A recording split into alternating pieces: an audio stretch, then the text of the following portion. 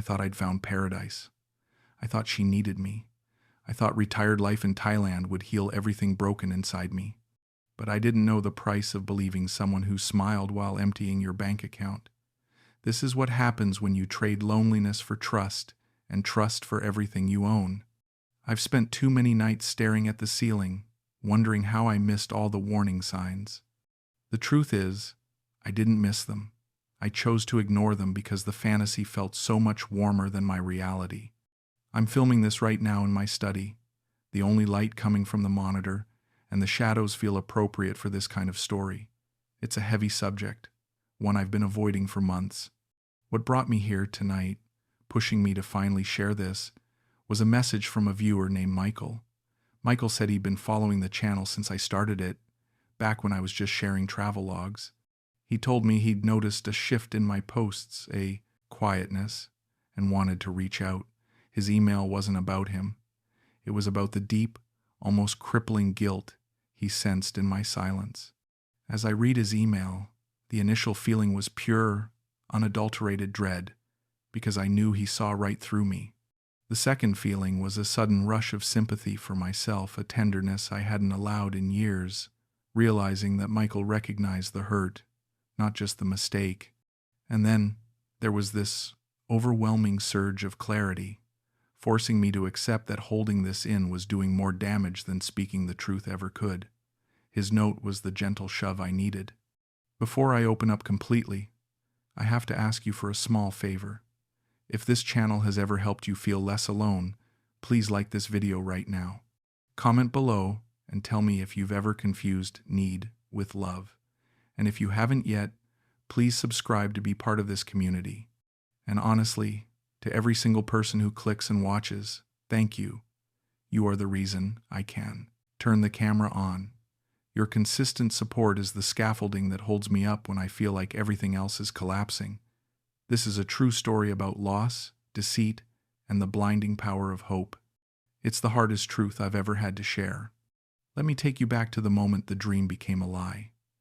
I'd been in Thailand for 3 months when I finally stopped checking my phone for messages from my ex-wife. The divorce was brutal. 28 years gone in a courtroom argument over superannuation and furniture. My solicitor kept telling me to stay calm. But how do you stay calm when someone you built a life with looks at you like you're a stranger? Sarah got the house in Newtown. I got a settlement that felt like blood money and 2 kids who didn't know how to talk to their failure of a father anymore. My son Tom sent me a text the day the papers were signed. "Hope you find what you're looking for, Dad." That was it. No call, no meeting for a beer, just 7 words that felt like a door closing. My daughter Emma didn't even bother with that much. She'd sided with her mother from the start, and I couldn't blame her. I was the one who'd worked 80-hour weeks for 20 years. I was the one who missed birthdays and school concerts because some construction project in Melbourne couldn't wait. I told myself I was providing. Turns out I was just absent. My mates in Sydney didn't know what to say to me either. We'd meet at the pub on Fridays like we always had, but the conversations felt hollow. They'd ask how I was doing, and I'd say fine, and we'd all pretend that 57 years of life hadn't just collapsed into a studio apartment in Merrickville and a bank account that was comfortable but not endless. So I did what every broken man does. I ran. Phuket seemed like the right place to disappear. I'd been there once on a holiday 15 years ago, back when Sarah still laughed at my jokes. I remembered warm weather, cheap food, and beaches where the water was so clear you could see your feet. I found a 1-bedroom apartment near Kata Beach for 18,000 baht a month. The landlord was a retired German bloke named Klaus who didn't ask questions. He just took my deposit and handed me the keys. "Good place to think," he said. "Bad place to run from yourself." I should have listened. The first month was exactly what I needed. I'd wake up without an alarm, make instant coffee on the little electric stove, and walk down to the beach. The sand was hot under my feet, and the sun felt like it was burning away all the years of Melbourne winters and Sydney traffic. I'd sit there for hours, watching the tourists take photos and the Thai vendors sell coconuts and grilled corn. No one knew me. No one cared that I was a washed-up project manager who couldn't keep his marriage together. I was just another old farang in board shorts trying to figure out what the hell came next. I ate pad thai from street carts. I learned to say thank you and how much in Thai, though my accent made the locals smile. I drank Singha beer at sunset and told myself this was freedom. But freedom felt a lot like loneliness. By the second month, I started noticing the other expats.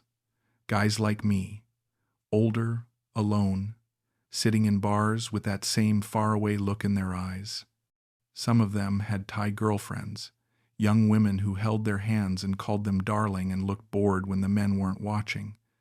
I told myself I wasn't like them. I wasn't here for that. I was here to heal, to breathe, to figure out how to be Keith without being someone's husband or someone's father or someone's boss. But the silence was getting louder. I'd go days without a real conversation. The apartment started to feel like a cell. I'd lie awake at night, staring at the ceiling fan, and wonder if this was all there was left. 57 years old and already counting down to nothing. That's when I met her. It was a Tuesday. I'd gone to a beachside restaurant. For lunch? Nothing fancy. Just one of those open-air places with plastic chairs and a menu in 3 languages. I ordered grilled fish and a cold beer. The place was busy, full of tourists and a few locals. The server who came to my table was young, maybe mid-20s, with long black hair pulled into a ponytail and a smile that looked genuine. Not the polite smile you get from someone doing their job, but something warmer, real. "Hello," she said, setting down a napkin. "You want something to drink first?" "Just a beer, thanks." "Singha, if you've got it." "Of course. You here on holiday?" I laughed. "Sort of. I'm staying for a while. Trying out the retirement thing." She tilted her head, studying me like I'd said something interesting. "Retirement? You not too young for that." "I'm 57. That's pretty much the finish line in Australia. In Thailand, 57 still young. My father, 63, still work every day." She smiled again, and I noticed the way her eyes crinkled at the corners. "I get your beer." She came back a few minutes later with the Singha and a glass of ice. "You want ice and beer? Thai style?" "Why not? When in Rome, right?" She poured the beer over the ice, and I watched the foam rise and settle. "What's your name?" I asked. I don't know why I asked. Maybe because she was the first person in weeks who'd spoken to me like I was more than just a customer. Wymonrat. But everyone call me Monday. Monday, that's nice. I'm Keith. Keith? Australian? Yeah, Sydney.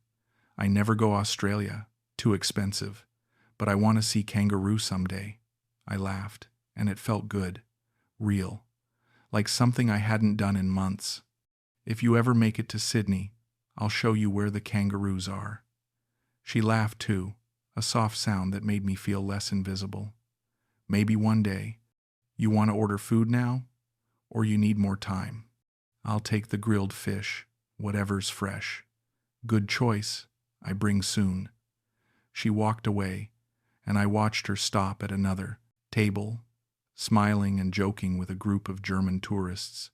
She had this energy, this lightness, that made everyone around her feel at ease. I told myself it was just good service, but part of me wanted to believe she'd smiled at me differently. When she brought the food, she lingered for a moment. You eat alone a lot? Yeah. Kind of the point of being here, I guess. Peace and quiet. Peace is good, but quiet can be too much, I think. She set down the plate, and I noticed her hands, small and delicate, with chipped nail polish. You seem lonely. I didn't know what to say to that, because she was right, I was lonely. I'd been lonely since the day Sarah told me she didn't love me anymore, maybe even before that, but no one had said it out loud. No one had looked at me and seen it. Maybe a little, I admitted. She nodded, like she understood.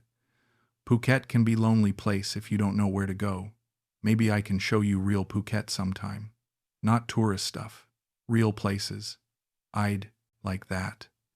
She smiled and pulled a pen from her apron pocket. She wrote something on the edge of my receipt and slid it across the table. My line ID. You message me if you want. I finish work at 6 today. I will. Thanks, Monday. Welcome, Keith. I sat there after she walked away, staring at the receipt with her contact information written in neat, looping handwriting. I told myself it was just friendly. She was being polite. But I texted her that night anyway, and she replied immediately. Hi, Keith. You enjoy your fish? It was great. Best meal I've had in Phuket. Good. You want to meet for coffee tomorrow? I know, nice place. Yeah, I'd like that. Okay. I send you location. See you 10 a.m.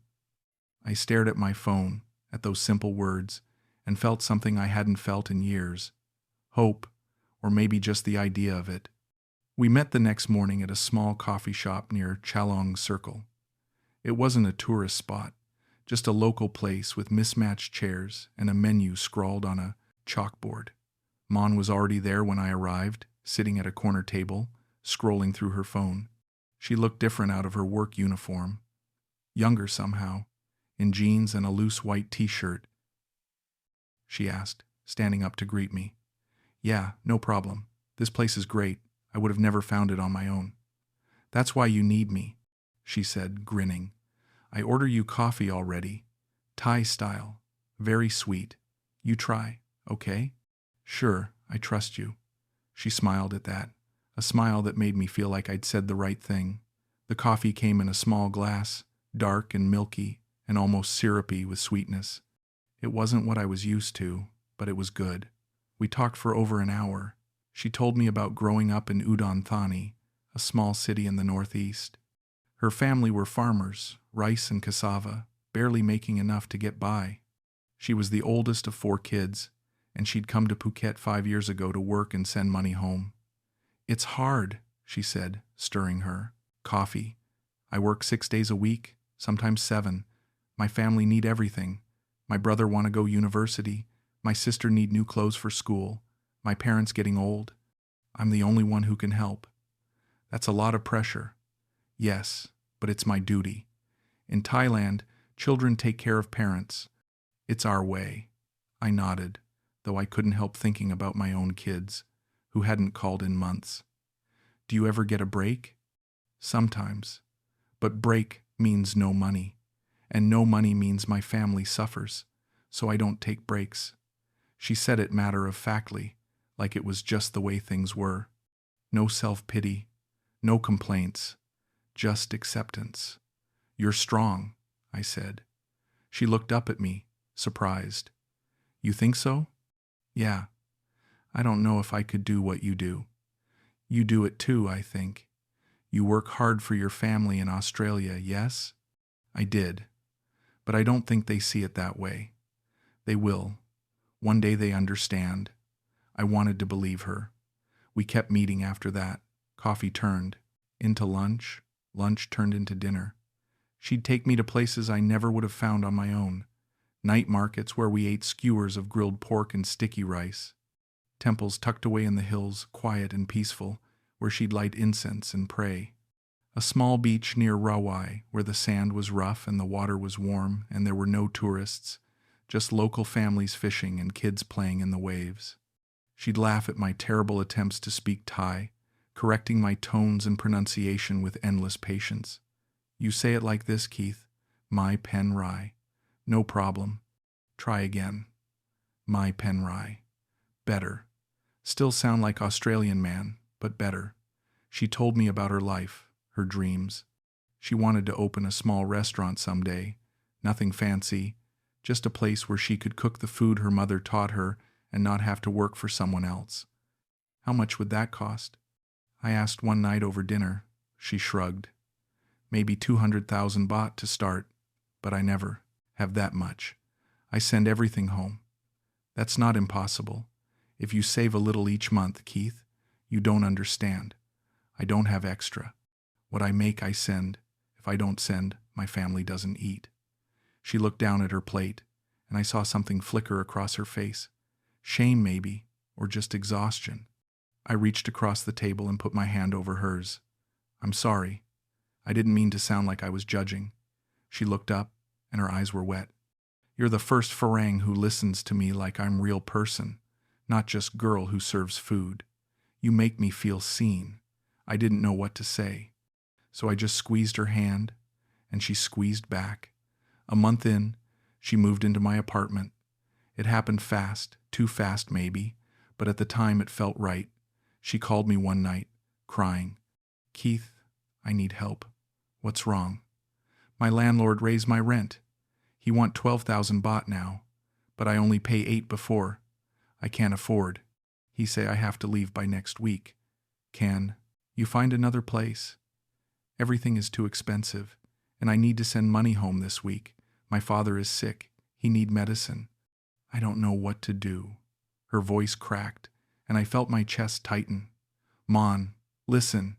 You can stay with me, just until you figure things out." "Keith, I can't ask you to do that. You're not asking. I'm offering. I've got the space. It's not a problem." There was a long silence. Then, "You sure?" "I'm sure." She showed up the next day with a small duffel bag and a plastic bag full of clothes. That was it. Everything she owned fit into 2 bags. She stood in the doorway, looking nervous. "I don't want to be burdened, Keith." "You're not." "Come in." She settled in quickly. Too quickly, maybe. Within a week, it felt like she'd always been there. She'd wake up early and make breakfast, rice soup or omelets with Thai basil, things I'd never have thought to cook. She'd fold my clothes and hang them in the closet. She'd hold my hand when we walked on the beach. At sunset, she called me my Keith, and every time she said it, I felt something loosen in my chest, something I'd been holding tight since Sarah left. I hadn't felt needed in years. My ex-wife had stopped needing me long before the divorce. My kids didn't need me. They had their own lives now. But Mon needed me. And God, I needed that. I introduced her to my routine. Morning walks, afternoon swims, evening beers on the balcony. She fit right in, laughing at my stories about construction sites and dodgy contractors in Sydney, telling me about her childhood in Udon Thani, about monsoons and rice paddies, and her grandmother, who could predict the weather by watching the ants. It was easy, comfortable, like we'd known each other for years, not weeks. But then the request started, small at first. We were walking back from the market one afternoon when she got a call. She spoke in rapid Thai, her voice tight, and when she hung up, she looked upset. "What's wrong?" "My brother, his motorbike broke down. He needs it for work, but he can't afford to fix it." "How much does it cost?" "He said 5,000 baht, but it's okay. He'll figure it out." She looked away, and I could see her blinking back tears. "Mon, I can help." "No, Keith, it's not your problem. I want to." "Seriously, 5,000 baht isn't much." She turned to me, her eyes wide. "You would do that?" "Of course, if it helps your family." She threw her arms around me right there on the street, and I felt her shaking. "You're so good, Keith. Best man I ever know." I transferred the money that night. A week later, her mother needed medicine. "Diabetes medication," she said, "expensive stuff that wasn't covered." 3,000 baht, I sent it. Then her cousin needed school fees, 7,000 baht. Then her father's truck broke down, and the repair was 15,000. I didn't think twice. I had the money, my pension was decent, and the settlement from the divorce gave me a cushion, and every time I sent money, Mon would kiss me, hold me, tell me how grateful she was, how lucky she was to have me. "You saved my family, Keith. Without you, I don't know what we do." I believed her, because I wanted to. Because for the first time in years, I felt like I mattered. Like I was more than just a washed-up project manager drinking beer on a beach. I was her hero. And that felt good. It felt real. So I kept giving. And she kept asking. I started noticing things around the 3-month mark. Small things at first, the kind of things you tell yourself don't mean anything. Mon's phone was always face down on the table.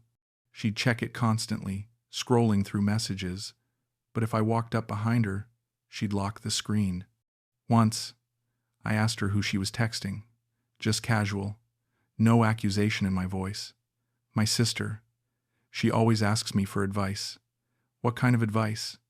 Just girl stuff, boyfriends, work, boring things. She smiled, but it didn't reach her eyes. I let it go, but it kept happening. She'd leave the room to take calls, speaking in fast Thai I couldn't follow. I'd hear her laughing sometimes, soft and low, the way she used to laugh with me. When she came back, I'd ask who it was. My friend from Udon Thani. Girlfriend or guy friend? She'd roll her eyes. Girlfriend, Keith. Why you so jealous? I'm not jealous, just curious. Curious is same as jealous. She'd kiss my cheek and change the subject. Then there was the money. I'd given her access to my Thai bank account so she could buy groceries and household stuff. Made sense, since she was doing most of the shopping. But I started noticing the withdrawals. 20,000 baht in a week, then 30, then 40. I checked the receipts she brought back. A bag of rice, some vegetables, a few bottles of dish soap. Nothing that added up to 40,000 baht. I asked her about it one night after dinner. Mon, I'm not trying to be a jerk, but the groceries are costing a lot more than I expected. She stiffened. You think I'm stealing from you? No, I didn't say that. I'm just trying to understand where the money's going.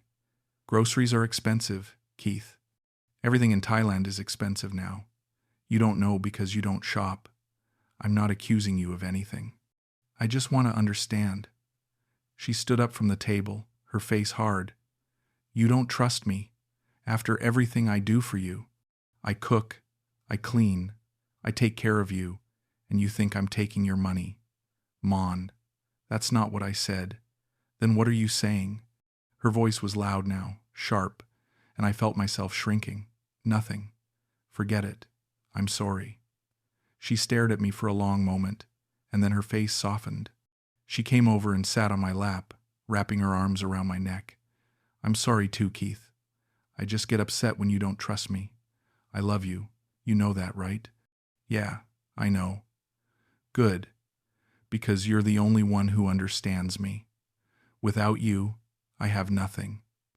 She kissed me, and I kissed her back, and I told myself I was being paranoid. My ex-wife used to say I was paranoid, always looking for problems that weren't there. Maybe she was right. Maybe I was just broken in a way I couldn't fix. But the doubts didn't stop. One night, I woke up around 2 in the morning and realized Mon wasn't in bed. I got up and found her on the balcony, whispering into her phone, her voice low and intimate. She was laughing, that same soft laugh, and I felt something twist in my gut. I stood in the doorway, just watching. After a few minutes, she hung up and turned around. She jumped when she saw me. Keith, you scared me. Who were you talking to? My sister. I told you. At 2 in the morning? She has insomnia. She calls me when she can't sleep. What's so funny at 2 in the morning? Her face went hard again. Why are you interrogating me? I'm not. I just want to know who you're talking to in the middle of the night. I told you. My sister. You don't believe me? I didn't say that. You don't have to say it. I can see it in your face. She pushed past me and went into the bedroom. I stood on the balcony alone, staring out at the dark water, and wondered when I'd become this person, this jealous, suspicious, pathetic version of myself. But I couldn't shake the feeling. Something was wrong. The breaking point came on a Sunday morning. Mon said she needed to go back to Udon Thani for a week to visit her mother. She's not doing well, Keith. I need to see her. What's wrong? Her diabetes is getting worse. The medicine I sent isn't enough. I need to take her to the hospital. Do you want me to come with you? She hesitated. No, it's better I go alone. You wouldn't understand everything, and my family is shy around Farangs. Are you sure? Yes, I'll be back in 1 week, I promise. How much do you need for the trip? She looked down.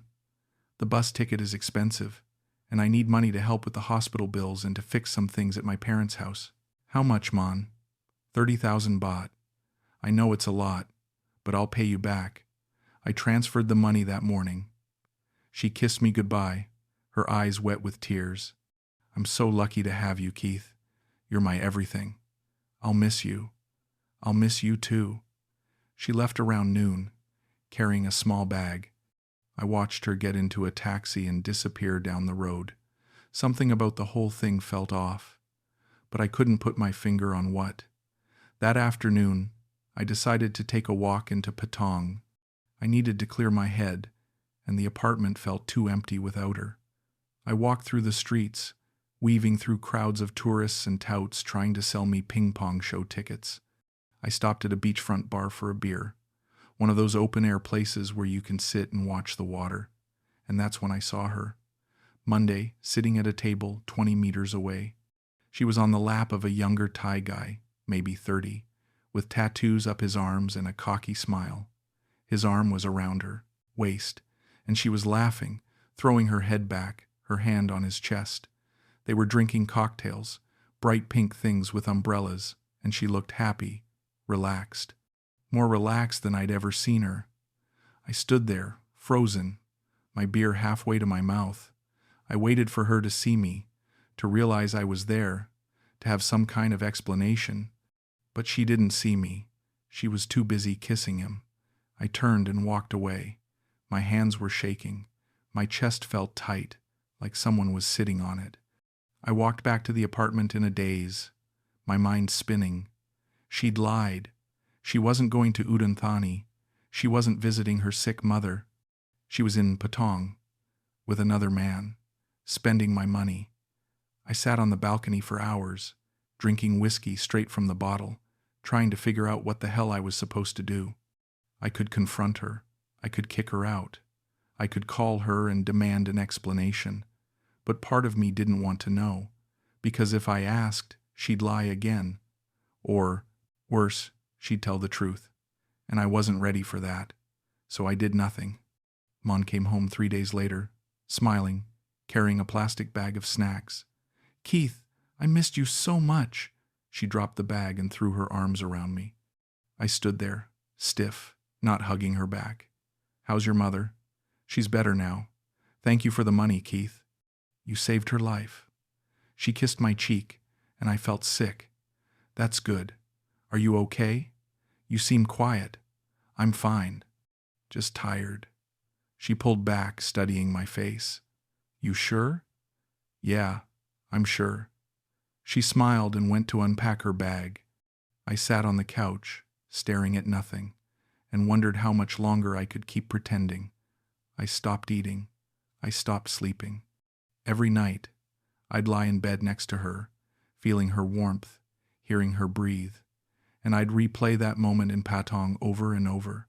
Her laugh, his hands on her waist, the way she'd kissed him, like he was the only person in the world.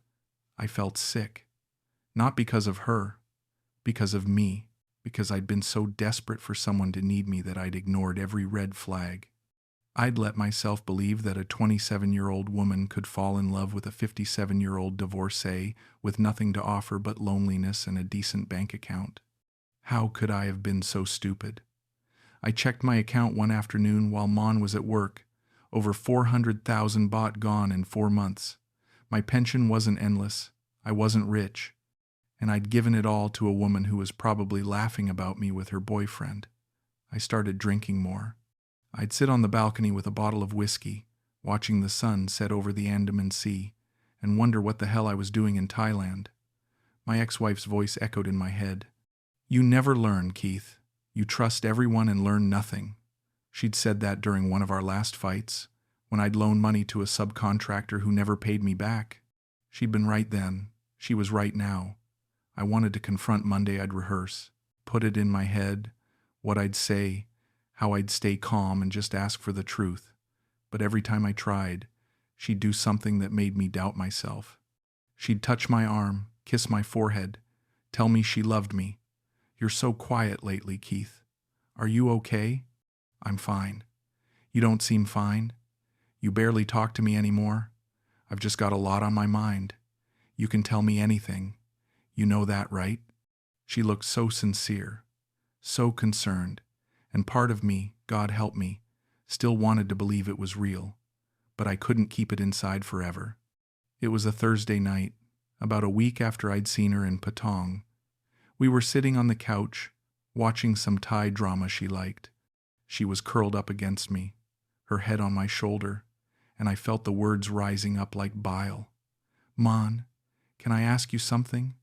"Of course, Keith. When you went to Udon Thani last week, where did you really go?" She pulled away, her face suddenly guarded. "What do you mean?" "I went to see my mother. I told you. I saw you Monday." "What?" "I saw you in Patong, at a bar, with a guy." The color drained from her face. For a moment, she just stared at me. Then she laughed, but it sounded forced. "Keith, that wasn't me. You must have seen someone else. It was you. I was maybe 20 meters away. You were sitting on his lap. You kissed him." She stood up, her hands clenched into fists. "So you were spying on me?" "I wasn't spying. I was taking a walk, and I saw you. You're crazy, Keith. You're jealous and paranoid, and you see things that aren't there. I know what I saw. Then why didn't you say something? Why wait a week to accuse me? I didn't have an answer for that." She shook her head, her eyes hard. "You don't trust me. You never trusted me. You think, because you give me money, you own me. That's not what I think. Yes, it is. You think I'm some poor Thai girl who will do anything for money. You think I'm using you. Are you?" The question hung in the air between us. She stared at me, and for a moment, I saw something flicker across her face. Something cold. Then she grabbed her phone and her bag. "I'm going to stay with a friend tonight. I can't be here with you accusing me like this." "Mon, wait." But she was already out the door. She came back the next morning like nothing had happened. She made breakfast, humming to herself in the kitchen. When I came out of the bedroom, she smiled at me. "Good morning, Keith. You want eggs?" I just stared at her. "Mon, we need to talk about last night." "There's nothing to talk about. You were upset. I was upset. We both said things we didn't mean. I meant what I said. I saw you with another man." She set down the spatula and turned to face me, her expression soft. "Keith, you're right. I'm sorry. I should have told you the truth." My heart stopped. "What truth?" "That man you saw, he's my ex-boyfriend. He texted me last week, said he wanted to talk. I met him to tell him it was over, that I'm with you now. But it looked bad, I know. I should have told you. You were sitting on his lap. He pulled me onto his lap. I told him to stop. But you didn't see that part, did you?" She came over and took my hands. "Keith, I love you. Only you. I would never betray you like that. You have to believe me. I wanted to. God, I wanted to so badly. Why didn't you just tell me?" "Because I knew you'd be upset, and I didn't want to lose you." She was crying now, real tears streaming down her face. "Please, Keith, give me another chance.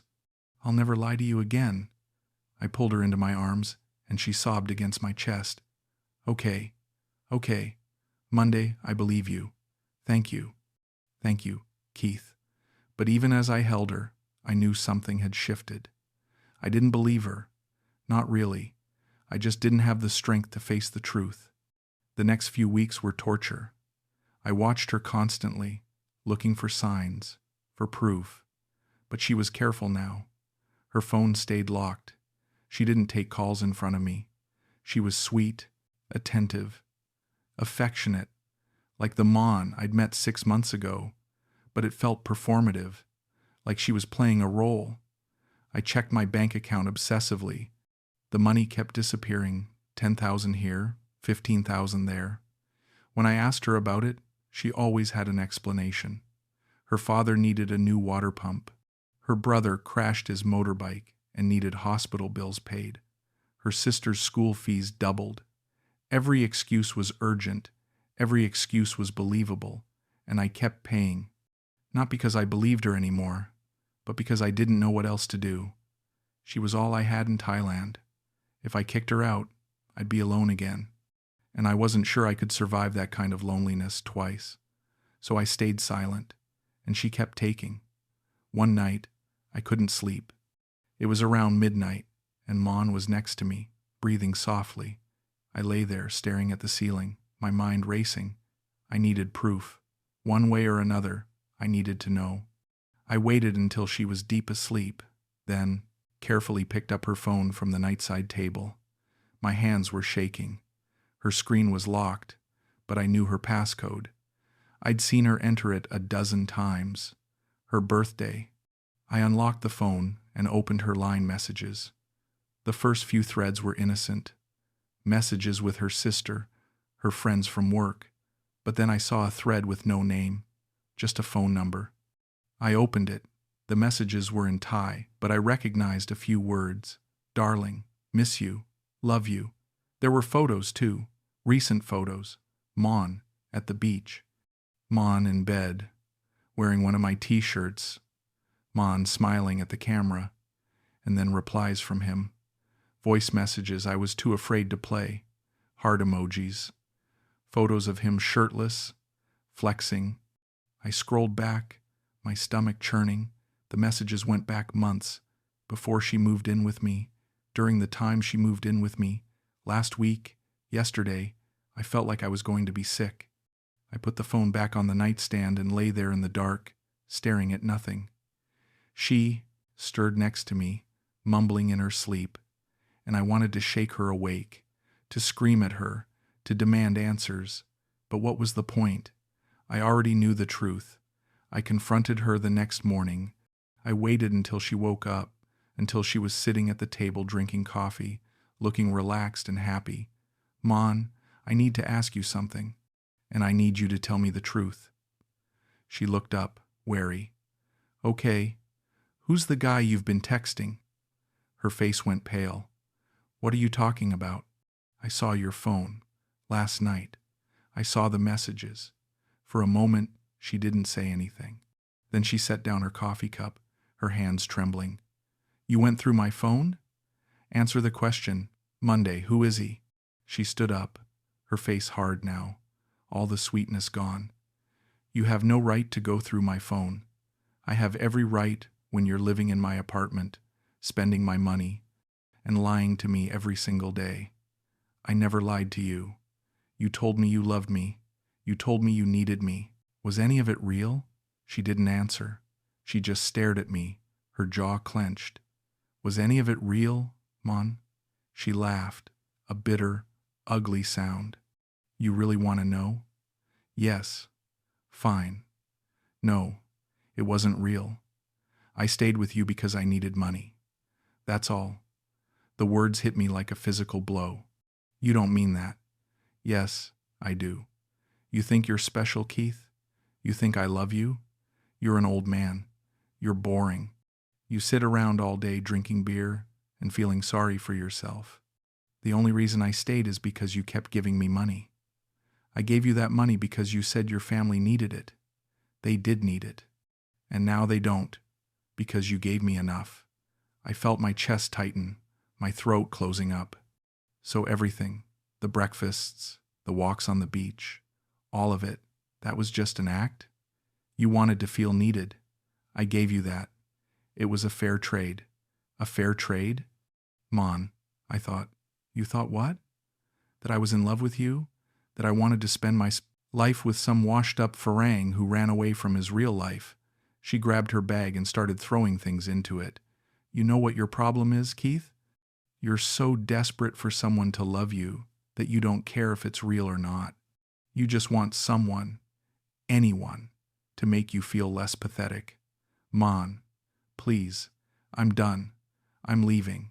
She packed everything in 10 minutes. Her clothes, her makeup, the gold bracelet I'd bought her for her birthday. She even took the cash I kept in the bedside drawer, 2,000 baht I'd forgotten about. I just sat on the couch, numb, watching her move through the apartment like a stranger. When she was done, she stood by the door, her bag over her shoulder. You should go home, Keith. Thailand is not for you. You don't belong here. Where will you go? That's not your problem anymore. Mon. I goodbye, Keith. And then she was gone. I sat in that empty apartment for 3 days. I didn't eat. I didn't shower. I just sat there, replaying every moment, every conversation, every lie I'd believed. My phone stayed silent. No calls, no messages, not from Monday, not from my kids, not from anyone, just silence. The same silence I'd come to Thailand to escape. By the 4th day, I started functioning again. I showered, shaved, ate some instant noodles. I checked my bank account. 12,000 baht left. That was it. 400,000 baht gone in 6 months. My pension wouldn't come for another 2 weeks, and rent was due in 5 days. I thought about calling my son Tom, asking for help, but I couldn't do it. I couldn't admit to him that I'd been so stupid, so desperate, that I'd given everything to a woman who'd never cared about me. I thought about going home, booking a flight back to Sydney, facing the empty house and the empty life I'd run away from. But I couldn't do that either, because what was waiting for me there? I'd already lost everything that mattered. Sarah, my kids, my self-respect. Going back wouldn't change any of that. So I stayed. I moved to a cheaper apartment in Rawai, a studio that cost 8,000 baht a month. It had a broken air conditioner and a view of a concrete wall, but it was all I could afford. I stopped going to the beach. I stopped going to restaurants. I bought food from 7-Eleven and ate it alone in my room. I became invisible, just another old farang sitting in the corner of a bar, nursing a beer, staring at nothing. Sometimes I'd see couples, young Thai women with older Western men, and I'd watch them. I'd watch the way she'd touch his arm, laugh at his jokes, call him darling, and I'd wonder if it was real or just another transaction. I'd wonder if he knew, if he could see the signs I'd missed, or if he was just as blind as I'd been. I'd wonder if I'd ever know the difference. I don't hate Monday, I tried to, but I can't. Because hating her would mean admitting that she was the problem. And she wasn't. I was. I was so desperate for someone to need me. So desperate to feel like I mattered that I ignored every red flag, the lies, the money, the phone calls, the coldness in her eyes when she thought I wasn't looking. I saw it all, and I chose to believe it wasn't there, because believing the lie was easier than facing the truth. Thailand didn't break me. I was already broken when I got here. I just thought paradise could fix it. I thought warm weather and cheap beer and a beautiful woman could fill the hole Sarah left. But paradise doesn't fix anything. It just shows you who you really are. And I didn't like what I saw. I'm still here, still in Rawai, still in that studio with the broken air conditioner. I haven't talked to Mon in 4 months. I don't know where she is, and I don't want to know. Sometimes I think about her, wonder if she ever thinks about me, if she feels even a little bit guilty. But I doubt it. I was just another old farang with money and loneliness. She played the game, and she won. I wake up every morning and tell myself today will be different. Today I'll go for a walk, maybe meet someone new, maybe start building something resembling a life. But by the time the sun sets, I'm back on my balcony with a beer, watching the sky turn orange, feeling the weight of 57 years pressing down on me. My son Tom sent me a message last week. "Dad, are you okay? You haven't called in months." I didn't reply. What would I say? That I'm fine? That Thailand is everything I hoped it would be? That I've found peace? I can't lie to him the way I lied to myself? So I said nothing. Maybe one day I'll leave. Book a flight. Go back to Sydney. Try to rebuild what's left of my life. But not today. Not tomorrow.